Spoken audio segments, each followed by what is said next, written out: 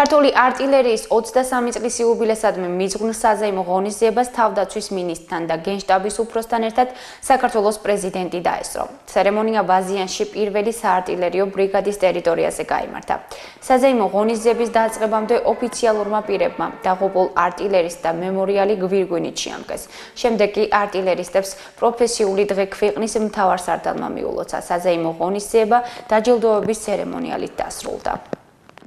არა მარტო საქართველოში, არამედ მთელი მსოფლიოს მასშტაბით სიამაყით აღავსებენ ყველა ქართველის გულს. იმიტომ რომ ისინი არიან გამორჩეულები. იმიტომ რომ მათ პატივს სცემენ როგორც კოლეგები, ასევე მათი ეშინიათ მტრებს. კიდევ ერთხელ მინდა მოგილოცოთ დღევანდელი დღე. ქართველი ხალხის სახელით მადლობა გითხრათ სამსახურისთვის და გითხრათ რომ ჩვენ მომავალში მხოლოდ გამარჯვებული გველის. გილოცავთ.